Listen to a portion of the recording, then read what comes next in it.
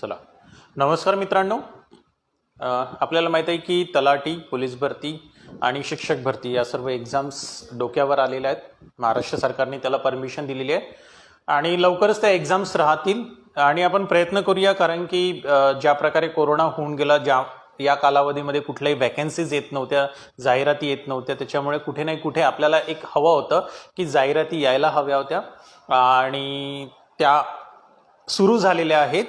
तर एक्झाम्स आलेले आहेत आणि त्याच्यासाठी आपण प्रिपरेशन करतोय आणि नक्कीच आपण हा प्रयत्न करणार की आता जी कुठली एक्झाम येणार ती एक्झाम कमीत कमी कालावधीमध्ये आपण कशा प्रकारे त्याला पूर्णपणे क्रॅक करून आपलं फायनल सिलेक्शन व्हायला हवं.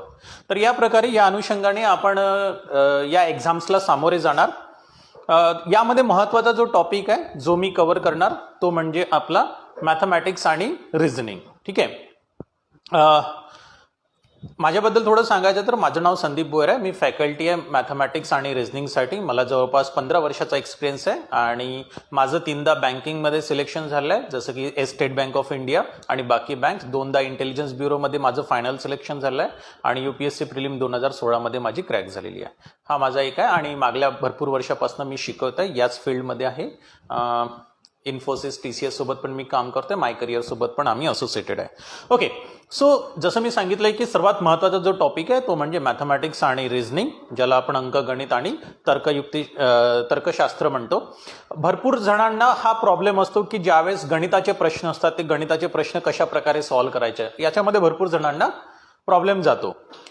महत्त्वाचं म्हणजे हा प्रॉब्लेम आहे की आपल्याला जरी माहीत असेल की कुठलाही प्रश्न कसा सॉल्व्ह करायचा, पण तो प्रश्न दिलेल्या ठराविक वेळेत सॉल्व्ह करायचा आहे, हे सर्वात चॅलेंजिंग वर्क आहे. आणि तर ठरलेल्या वेळेत कमीत कमी वेळेत तो प्रश्न आपण कशा प्रकारे सॉल्व्ह करायचा, इथेच आम्ही तुम्हाला मदत करण्यासाठी उभे आहोत.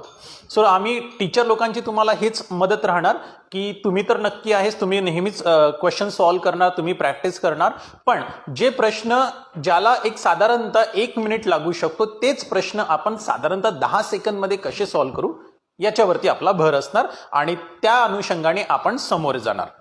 ओके, सो आज आपण एक बघतोय की काय टॉपिक असू शकतील, कशा प्रकारे आपण जाऊ शकेल. सो एक डेमो प्रकारे आपण घेतोय, त्याच्यामुळे आपण खूप डिटेलमध्ये नाही जाणार, बट मी एक ओव्हरलुक, एक थोडंसं तुम्हाला थोडी आयडिया देण्याचा प्रयत्न करणार की कशा प्रकारे या एक्झाम्समध्ये प्रश्न विचारतात आणि कशा प्रकारे आपण सॉल्व्ह करू शकतो. तर एक तुम्हाला थोडी कल्पना येणार की हा अशा प्रकारे प्रश्न असतात. ओके, सो येस, आपण आता बघूया की कशा प्रकारे असतात. आणि किती छान दिवशी आपण पहिल्या दिवशी भेटत आहे, श्रावण महिन्याचा बिलकुल पहिला दिवस, श्रावण महिना सुरू झाला आणि आपण भेटत आहे, हो ना. किती छान गोष्ट आहे.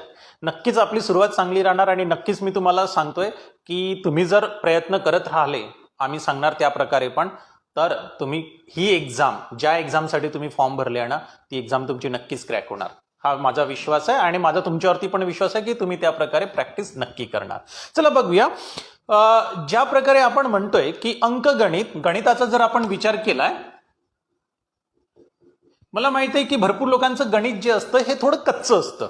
ठीक आहे, मे बी की तुम्ही 10वी नंतर गणित सोडलेलं असेल, ज्यांचा विषय किंवा ज्यांनी आर्ट्समध्ये ग्रॅज्युएशन केलेलं असेल किंवा 11वी 12वी आर्ट्स किंवा कॉमर्समध्ये झालेलं असेल, त्या विद्यार्थ्यांना नक्कीच हा प्रॉब्लेम जातो. त्याच काय आम्ही हे पण बघितलं की ज्यावेळेस आम्ही इंजिनिअरिंग मुलांना शिकवतो त्या मुलांना सुद्धा या कॉम्पिटेटिव्ह स्पर्धात्मक परीक्षेमध्ये जे प्रश्न विचारतात गणिताचे, त्यामध्ये सुद्धा प्रॉब्लेम जातो. त्याच्यामुळे तुम्ही असं समजू नका की तुम्ही काही म्हणजे वेगळे आहेत, तुम्हालाच नाही येत, इंजिनिअरिंग स्टुडंटला येते, असं काहीही नाही आहे. आम्ही स्वतः बघितलेलं आहे. त्याच्यामुळे आम्ही हे कन्सिडर करतोय की तुम्ही सर्व एकाच लेवलवरती आहे आणि त्याच्यामुळे आपण एकदम सुरुवातपासून घेणार, हळूहळू समोरे जाणार. सो आपण एक समजूया की ज्यावेळेस आपण गणिताचा विचार करतो, गणितामध्ये भरपूर सारे विषय येतात, म्हणजे सब्जेक्ट किंवा टॉपिक्स म्हणू शकतो. भरपूर सारे टॉपिक्स असतात. त्यापैकी जर आपण विचार केला मित्रांनो, तर एक साधारणतः ज्याला आपण सिम्प्लिफिकेशन म्हणतो, ज्यामध्ये तुम्हाला जे बेरीज, वजाबाकी, गुणाकार, भागाकार हे जे प्रश्न असतात ना, हे प्रश्न मेजॉरिटी म्हणजे जास्तीत जास्त विचारला जातात. आणि हे सर्व जे टॉपिक आहे हे आपण 10वी पर्यंत नक्कीच अभ्यास केलेला आहे, बरोबर. आणि साधारणतः तुम्हाला बेरीज, वजाबाकी, गुणाकार, भागाकार एवढा तर करताच येतो. ठीक आहे. थोडंसं मग ॲडव्हान्स लेवलवरती कशा प्रकारे करायचं आहे ते आपण शिकणारच. तर काही प्रश्न जे आहेत तुमचे बेरीज, गुणाकार, वजाबाकी, भागाकार यावरती येतात, ज्याला आपण सिम्प्लिफिकेशन म्हणतो. त्यामध्येच परत एक महत्वाचा टॉपिक आहे ज्याच्यामध्ये आपण सर्व संख्यांचे वर्ग, त्यानंतर वर्गमूळ, घन आणि घनमूळ हे कशा प्रकारे काढायचे हे पण आपण शिकणार. ठीक आहे. आणि हे सर्व जे आपण शिकणार हे तुम्हाला बाकी प्रश्न सॉल्व करताना मदत होईल. ठीक आहे. त्यानंतर आपण बघूया की समोर जाणार यामध्येच जे दशांशचे प्रश्न असतात किंवा घातांकाचे जे प्रश्न असतात हे प्रश्न मुख्यतः विचारले जातात. तर हे पण प्रश्न बघूया की कशा प्रकारे सॉल्व करतात, त्याच्यामध्ये ट्रिक्स काय असते. मित्रांनो, मी तुम्हाला आयडिया देण्याचा प्रयत्न करतोय की कुठले कुठले टॉपिक्स येतात आणि हे सर्व तुम्ही कुठे ना कुठे कधी ना कधी अभ्यास केलेला आहे. थोडासा तो विसर झालेला आहे, दॅट्स ओके, काही प्रॉब्लेम नाहीये. त्यानंतर जर आपण गणितामध्ये आणखी जर समोर गेलं तर तुम्हाला माहित असेल की व्याजाचे प्रश्न येतात. व्याजामध्ये एकतर तुम्हाला सरळ व्याज विचारेल किंवा चक्रवाढ व्याज विचारेल, बरोबर. तर व्याजावरती यावरती प्रश्न येतात.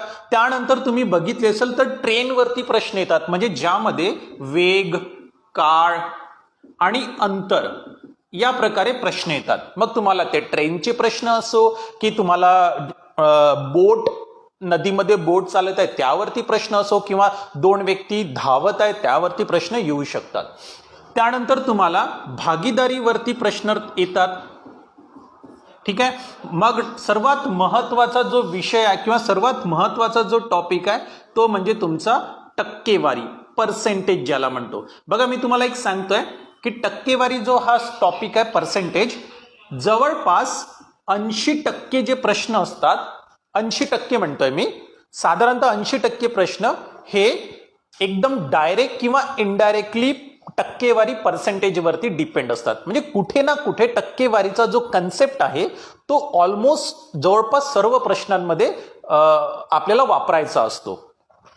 त्यानंतर आपण जे आहे गुणोत्तर आणि प्रमाण, ज्याला आपण रेशो प्रपोर्शन म्हणतो, गुणोत्तर आणि प्रमाणाचे प्रश्न येतात. त्यानंतर जे आहे आपण जसं ॲव्हरेज म्हणतो, ठीक आहे, ॲव्हरेजचे प्रश्न येतात. तर हे जे महत्वाचे टॉपिक्स आहे यावरती तुम्ही जास्तीत जास्त क्वेश्चन बघणार. मग त्याच्या व्यतिरिक्त पण काही प्रश्न येतात, ते पण आपण हळूहळू बघू. सो आपण एखादा टॉपिक बघूया, यापैकी एखादा टॉपिक घेऊ आणि समोर जाऊ की बघू की कशा प्रकारे या प्रश्नांना सॉल्व केल्या जातात. ओके, चला आपण एक टॉपिक घेऊया, जसं की वेग, काळ आणि अंतर, स्पीड टाइम डिस्टन्स ज्याला म्हणतो आपण, वेग, काळ, अंतर, यावरती आपण एक क्वेश्चन बघूया कशा प्रकारे आपण सॉल्व्ह करू शकतो. बघा मित्रांनो, मी एक तुम्हाला एक्झाम्पल देतोय, समजून घ्या की प्रश्न असा आहे की एक व्यक्ती आहे राम. हा जो राम आहे तो घरून ऑफिसला जातो. घरून ऑफिसला जातो तर तो सकाळी 10 वाजता पोहोचतो. किंवा अशा प्रकारे प्रश्न घेऊ, जेव्हा राम ऑफिसला जातो त्यावेळेस त्याचा जो वेग आहे तो 80 किलोमीटर प्रति तास या वेगाने पोहोचतो. लक्षात द्या, राम घरून ऑफिसला, मी परत इथे लिहितोय, म्हणजे जो राम आहे हा ऑफिसला घरून निघालेला आहे आणि ऑफिसला जाताना जर तो 80 किलोमीटर प्रति तास या वेगाने जात असेल तर तो ऑफिसला 10 मिनिटे उशिरा पोहोचतो. लक्षात द्या मी काय म्हणतोय, 80 किलोमीटर प्रति तास वेगाने जात असता तो 10 मिनिटे उशिरा पोहोचतो. परंतु जर तो आता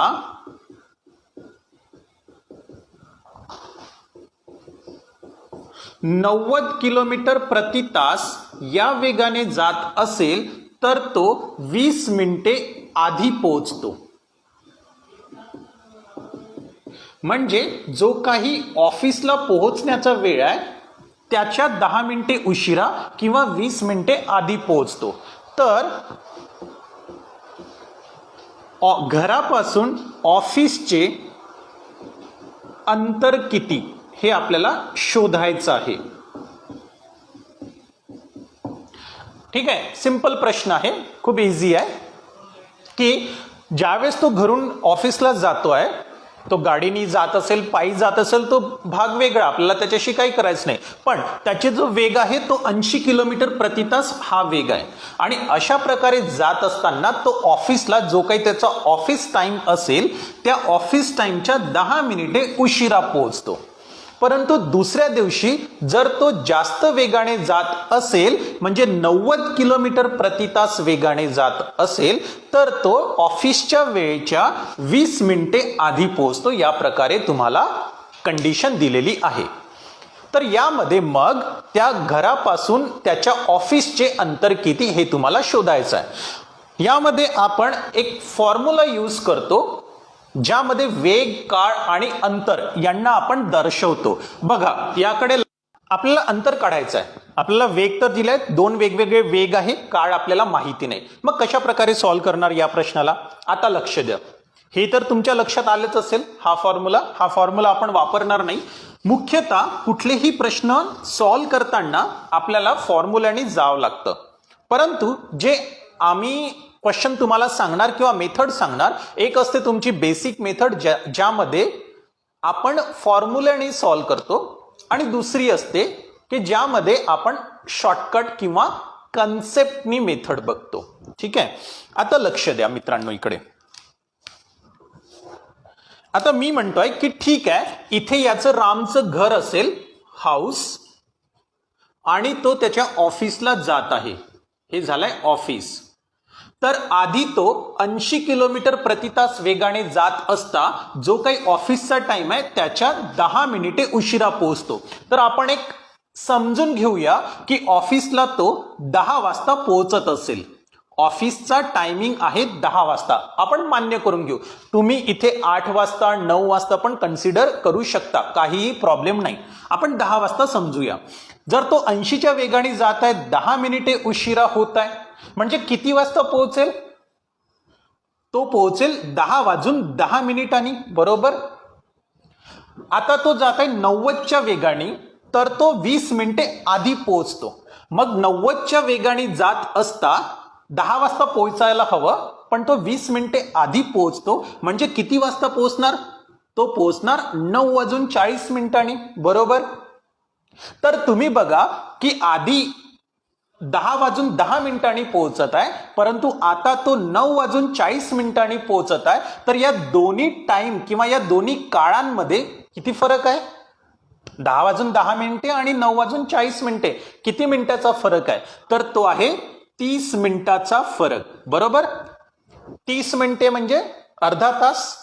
ठीक आहे, म्हणजे इथे जे आपल्याला इक्वेशन फॉर्म करायचं आहे, जे आपल्याला समीकरण बनवायचं आहे, ते आपण काळ टाइमच्या फॉर्म मध्ये बनवणार. का बरं? कारण की इथे आपल्याला दोन्ही काळेचा फरक मिळतोय, दोन्ही टाइमचा फरक मिळतोय म्हणून.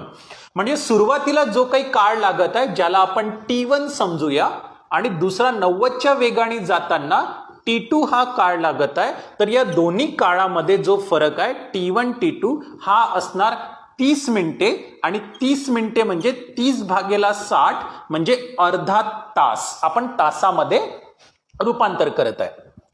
बरं, तर हा झाला पहिला काळ, टाइम. पण टाइम म्हणजे काय असतो? अंतर भागेला वेग. ठीक आहे, अंतर माहित आहे का आपल्याला? नाही माहिती, ते आपल्याला शोधायचं आहे. तर समजून चालूया की अंतर जे आहे हे आहे D किलोमीटर. आपण समजूया. तर पहिला किती वेळ लागणार? तर अंतर आहे D किलोमीटर भागेला वेग. किती वेग होता आधी? 80 किलोमीटर प्रति तास. मायनस दुसरा काळ काढायचा आहे, दुसरा टाइम काढायचा आहे. पुन्हा अंतर भागेला वेग. अंतर किती आहे माहित नाही, जे आपण D घेतलेला आहे. मग दुसरा वेग किती आहे? 90 किलोमीटर प्रति तास. आणि हे झाले दोन्ही काळ, आणि दोन्ही काळेमधला फरक किती आहे? अर्ध्या तासाचा फरक आहे. तर याला आपण सॉल्व्ह करू शकतो. कसं करणार? याला तिरपा गुणाकार करायचा. 90 गुणिला डी म्हणजे 90d, इथे वजाबाकी आहे म्हणून वजाबाकी 80 गुणिला डी म्हणजे 80d भागेला 80 आणि 90चा गुणाकार म्हणजे हा झालाय 7200 बरोबर अर्धा तास म्हणजे 1/2. आता आपण याला सॉल्व्ह करूया. 90d वजा 80d म्हणजे 10d होणार बरोबर. सो 10d भागेला 7200 बरोबर 1/2. यापैकी 00 वजा होऊन जाईल म्हणजे किती उरले? d भागेला 720 बरोबर 1/2. आणि याला जर आपण सॉल्व्ह केलं, सॉल्व्ह करताना काय होणार? तर हे जे 720 भागाकारामध्ये डाव्या साईडला आहे हे उजव्या साईडला जाताना वरती येणार म्हणजे गुणाकारामध्ये येणार. तर आपण अशा प्रकारे म्हणू शकतो की d बरोबर 720 म्हणजे हे जे 720 खाली आहेत हे इकडे वरती येणार म्हणजे 720 भागीला 2 म्हणजे d बरोबर 360 किलोमीटर. म्हणजे ते ऑफिस पासून म्हणजे घरापासून ऑफिस पर्यंतचे जे अंतर आहे ते झाले 360 किलोमीटर. ही झाली पहिली मेथड. कळलाय? म्हणजे आपण अशा प्रकारे फॉर्म्युलाने सॉल्व्ह करू शकतो. पण आता आपण बघूया आपली मेथड. या व्यतिरिक्त दुसऱ्या कुठल्या मेथडनी आपण सॉल्व्ह करू शकतो? बघा, खूप सोपी आहे. काय करायचं मित्रांनो? आपल्याकडे 2 वेग दिलेले आहे. मला वाटते ही मेथड तुम्हाला कळलेली असेलच. ठीक आहे. आपण काय करतोय की अंतर जे आपल्याला शोधायचं आहे ते आपण डी आपण एक अज्युम केलेला आहे, समजलेला आहे. आणि आपण काय करतोय की दोन्ही काळ म्हणजे दोन्ही टाइम मधला फरक आपण शोधलेला आहे जो की 30 मिनिटे म्हणजे अर्धा तास. आणि दोन्ही काळेमधला डिफरन्स असल्यामुळे आपण जो काळ आहे म्हणजे टाइमचे आपण इक्वेशन समीकरण बनवलेलं आहे की आधी किती काळ लागतोय आणि नंतर किती काळ लागतोय. या दोघांमधला फरक झालाय अर्धा तास. पण काळ म्हणजे काय असतो? अंतर भागेला वेग बरोबर. म्हणून आपण काय केलं? आधीचं अंतर d भागेला वेग म्हणजे 80, नंतर पुन्हा अंतर झालंय d भागेला वेग म्हणजे 90 आणि या समीकरणाला आपण सॉल्व्ह केलेलं आहे जेणेकरून आपल्याला अंतर d 360 किलोमीटर भेटेल बरोबर. आता येऊया दुसऱ्या मेथडमध्ये. आता आपल्याकडे वेग दिलेले आहेत.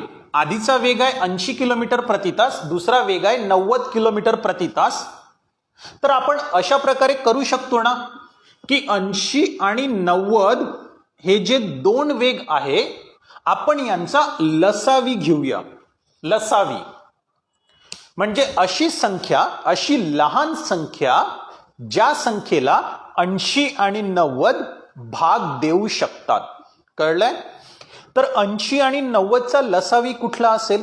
तर आपण काय करणार? 80-90 मध्ये सर्वात मोठी संख्या कोणती आहे? तर 90 आहे. तर 90चा पाढा म्हणा. ठीक आहे. आता 90चा पाढा म्हणताना शून्याला तुम्ही थोडा वेळ बाजूला ठेवा म्हणजे 9चा पाढा म्हणा. ठीक आहे. 9 1 9 9 2 18. तर तुमच्या लक्षात येईल की 9 8 72. तर जे 72 आहे म्हणजे आपण आता शून्य ठेवून द्या 720. तर 90च्या पाढ्यामध्ये 720 अशी संख्या आहे ज्याला 80नी भाग जाऊ शकते आणि ही पहिली संख्या आहे. म्हणजे 720 अशी लहान संख्या आहे ज्याला 80 आणि 90 दोघांनी भाग जातो. म्हणून हा झाला तुमचा लसावी. आणि हा जो लसावी आहे याला आपण अंतर समजूया. म्हणजे समजून घेऊ की 80-90 जर वेग असेल तर अंतर होणार 720 किलोमीटर बरोबर. आता लक्ष द्या, 720 किलोमीटर 80च्या जर वेगाने गेलो तर किती काळ लागणार? 720 भागेला 80 म्हणजे 9 तास लागणार बरोबर. तशाच प्रकारे 720 किलोमीटर 90च्या जर वेगाने गेलो तर 720 भागेला 90 म्हणजे 8 तास लागणार. तर आधी आपल्याला 9 तास लागत आहे, आता 8 तास लागत आहे. तर दोन्ही जो टाइम आहे, दोन्ही जो काळ आहे, यांच्यामध्ये कितीचा फरक आहे? 9 तास आणि 8 तास, म्हणजे 1 तासाचा फरक आहे. तर ज्या वेळेस काळामध्ये 1 तासाचा फरक असेल तर अंतर असणार 720 किलोमीटर. परंतु इथे किती तासाचा फरक आहे? अर्ध्या तासाचा फरक आहे आपल्या प्रश्नानुसार.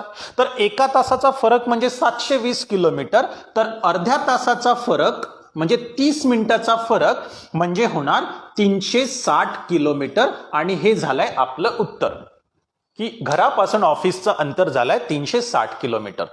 मला वाटतं तुम्हाला कळलेलं असेल. दोन्ही मेथड मी सांगितलेली आहे आणि ही जी मेथड आहे ही खूप सोपी पण आहे.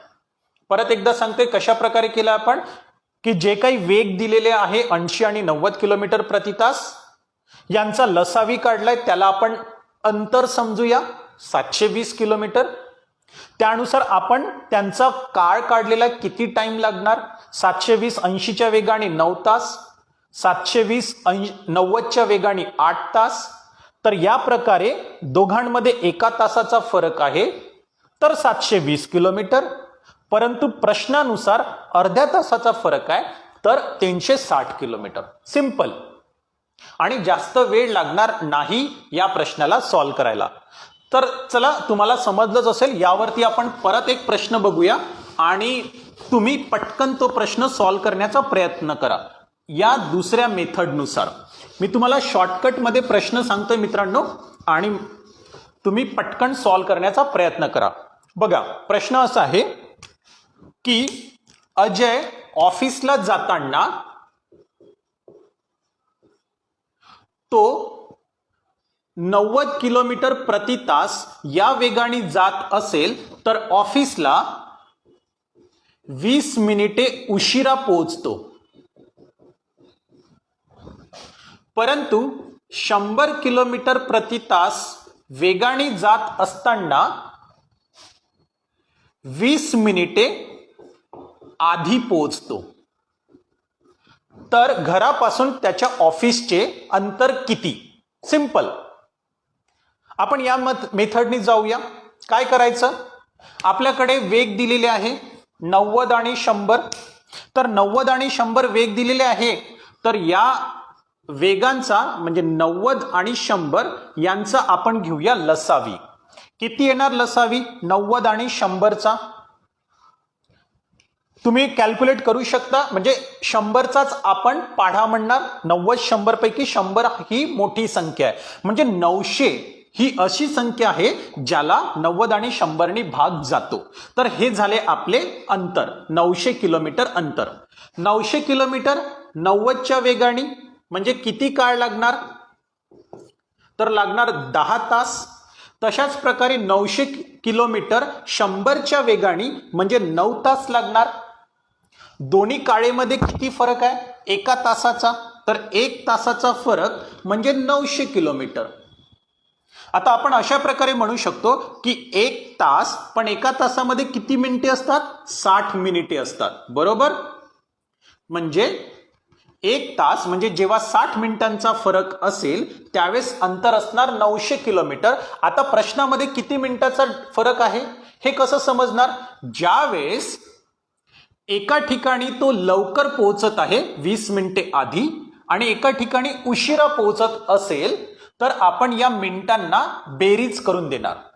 20 मिनिटे उशिरा पोहोचलाय, 20 मिनिटे आधी, तर दोन्ही मिनिटांची बेरीज करून द्या. म्हणजे 20 आणि 20 झाले 40. तर 40 मिनिटांसाठी किती अंतर असणार हे आपल्याला शोधायचं आहे. 20 मिनिटांसाठी 60 मिनिटांसाठी 900 किलोमीटर, तर 40 मिनिटांसाठी किती याला आपण तिरपा गुणाकार करूया. म्हणजे 900 गुणिला 40 भागेला 60. आणि याला जर आपण सॉल्व्ह करायला गेलाय म्हणजे 30 दुणे 60, 30 तिक 90 आणि हे झाले 20, 20 गुणिला 30 म्हणजे 600 किलोमीटर हे झालंय अंतर. मला वाटतं तुम्हाला कळलेलं असेल. अशा प्रकारे आपण सॉल्व्ह करतो. आता तुमच्या मनामध्ये एक प्रश्न येणार की सर, हे जे आपण 40 मिनिटं घेतोय हे प्रत्येक वेळेस कशा प्रकारे शोधायचे? तर एका ठिकाणी उशिरा होत आहे, दुसऱ्या ठिकाणी आधी पोहोचत असेल तर दिलेल्या मिनिटांची बेरीज करायची.